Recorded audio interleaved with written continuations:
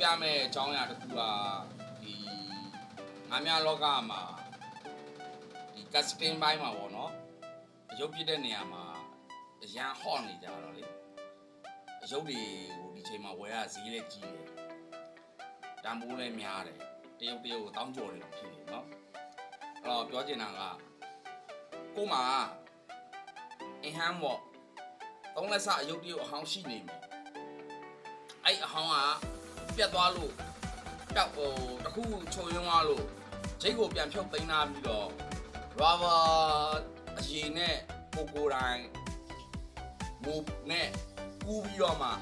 ဂျိတ်ကိုတန်းတက်ပြီးသုံးလို့ရတဲ့အနေအထားဒီပါလဲဆိုတော့ rubber ရေရယ် rubber စိမ်မယ် rubber ကိုမာစီတဲ့ဆေးရည်နော်အဲ့ဒါကိုကျွန်တော်ကရောင်းပေးမှာဖြစ်တယ်ဆိုတော့ဘာကြောင့်လဲဆိုတော့ဟိုပေါ့အယုတ်တုံးနေနဲ့အယုတ်ပွဲသွားတာပြဲသွားတာမျိုးကိုက rubber ပဲလိုချင်တာဘာဖြစ်လို့ဆိုတော့အယုတ်တရုတ်သွားဝင်လိုက်9000 1000ခွဲဆိုရင်ကို့မှာဒီလိုမျိုးတစ်စုံရှိနေမယ်ဆိုရင်ကိုယ့်ရဲ့ rubber ရုပ်ကိုချုပ်ပြီးတော့ကိုမူလောင်းထားတဲ့ rubber ကိုပြန်ဆုပ်ပြီးတော့သုံးလိုက်ရုံပဲဒါဆိုရင်ဒီလိုမျိုး rubber ရေတဘူးဒါစိမ်မဲ့ရေတဘူးအဲ့လိုနှစ်ဘူးဝယ်ထားရုံနဲ့ကျွန်တော်တို့ဒီကိုတိုင်းကိုကြ handmade လဲခေါ်သလိုprofessional တယောက်အနေနဲ့လဲကိုသုံးနိုင်တဲ့အနေအထားတစ်ခုပေါ်မှာမူပြီးတော့ကြိုက်သလိုအယုတ်ကိုပုံဖော်ပြီးတော့သုံးလို့ရအဲ့ rubber ရေရ rubber စိမ်မဲ့အရေရနော်အဲ့ဒီမှာတော့ရှောက်တင်ပေးမယ်တင်ပေးမယ်ပါတယ်ဒါပေမဲ့ဂျိတ်ကိုကိုယ့်အောင်လုပ်မယ်ဆိုရင်တော့ဟိုဒီအယုတ်တရုတ်မှာရှိပြီးသားနော်